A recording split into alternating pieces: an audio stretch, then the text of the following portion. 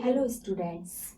Today we will discuss about chapter 1st class 11 chemistry. Some basic concept of chemistry.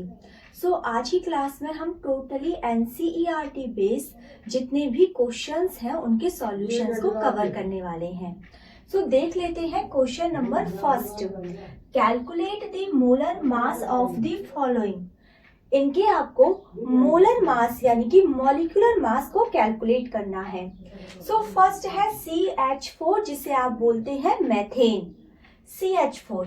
सो अगर हमें CH4 का molar mass यानी molecular mass calculate करना है तो हम कैसे करेंगे.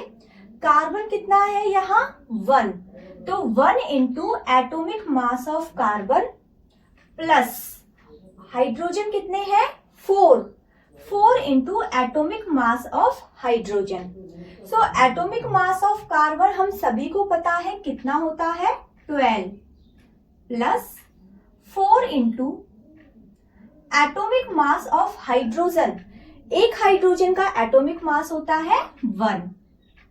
सो कैलकुलेट कर लेते हैं 12 plus 4 into 1 4 it mean 16.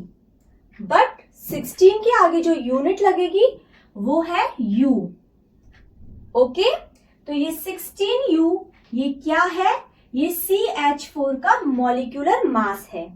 Next हम देख लेते हैं H2O यानी वाटर. अगर हमें वाटर का मोलर मास कैलकुलेट करना है तो कैसे करेंगे.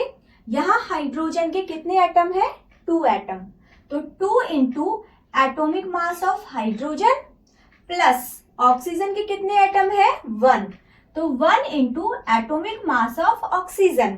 तो देख लेते हैं 2 into atomic mass of hydrogen, एक हाइड्रोजन का एटोमिक मास होता है 1 plus 1 into atomic mass of oxygen. Oxygen का एटोमिक मास कितना होता है 16. 2 इंटू 1 2 प्लस 1 इंटू 16. सो 2 प्लस 16 18U. ये हमारा वाटर का मॉलिक्यूलर मास या मोलर मास कैलकुलेट हो गया. नेक्स्ट देख लेते हैं CO2 कार्बन डाइऑक्साइड. अगर हमें इसका मोलर मास कैलकुलेट करना है तो एटॉमिक मास ऑफ कार्बन कितने carbon 1 carbon plus 2 into atomic mass of oxygen.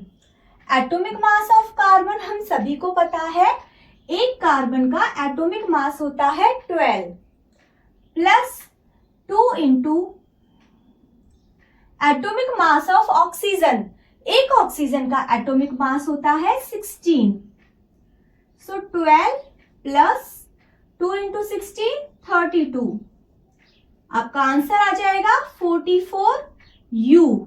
यहां जो U हम लिख रहे हैं ये U क्या है, मोलर मास यानी मॉलिक्यूलर मास की यूनिट है. इसकी जगह हम AMU यानी एटॉमिक मास यूनिट भी यूज कर सकते हैं. आई होप क्वेश्चन फर्स्ट आप सभी को क्लियर है. Thank you.